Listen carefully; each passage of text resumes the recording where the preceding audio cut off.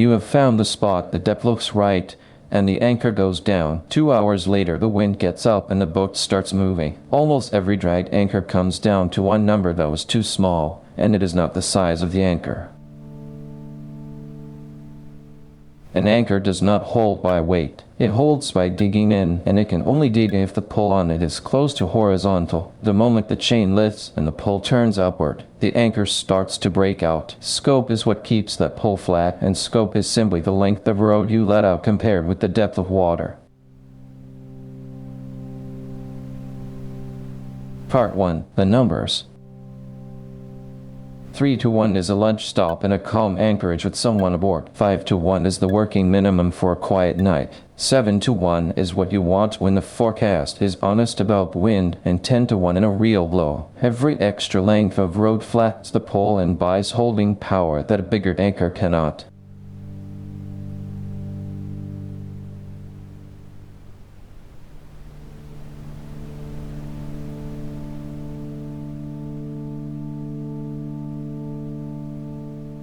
Here's the mistake that catches people. Scope is not measured from the water surface. It is measured from your bow roller to the seabed, and it has to include the tide that is still coming. If the depth is 5 meters, your bow roller is 1 meter up, and 3 more meters of tide are due. You are anchoring in 9 meters, not 5. At 5 to 1, that is 45 meters of road, not 25.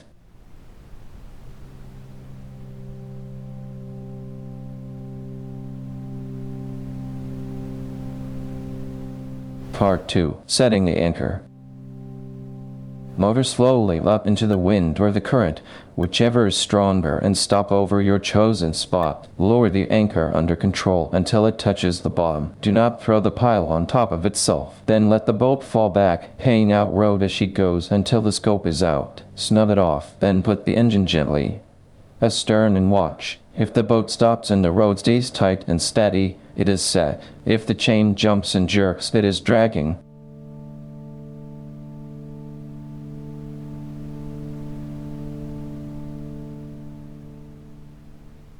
Once you are set, you are not sitting at a point. You are sitting at the center of a circle whose radius is your road plus your boat length. The wind will turn and you will swing through it. Look around before you settle. Anything inside that circle, a shoal, a mooring, another boat on a shorter scope, is something you will meet at 3 in the morning.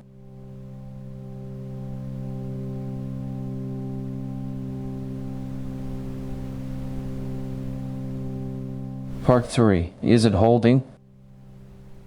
The best drag alarm is not electronic. Pick 2 fixed objects ashore that line up. A chimney behind a tree, a rock against a headland. As long as they stay lined up, you are where you were. If they open out, you are moving. Back that up with the GPS anchor alarm, but set the radius to your swing circle, not to 20 meters, or it will cry wolf all night.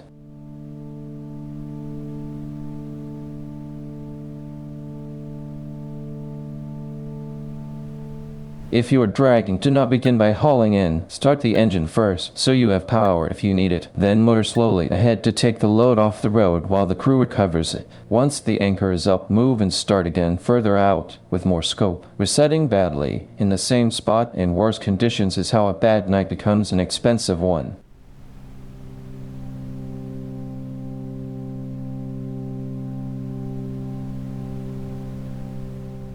Before you switch the engine off, ask one question. If the wind doubled right now and swung 90 degrees, where would this boat be in 20 minutes? If the answer is anywhere near a lee shore, move now while it is easy, not later when it is dark and blowing.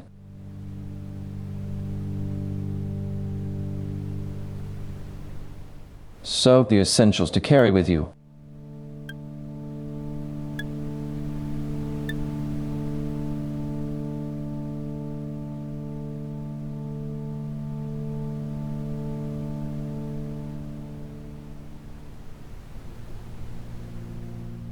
More scope than you think. Measure from the bow roller, set it properly, and check it with something that cannot lie. Do that, and the anchorage stops being a worry. Fair winds, and thanks for watching.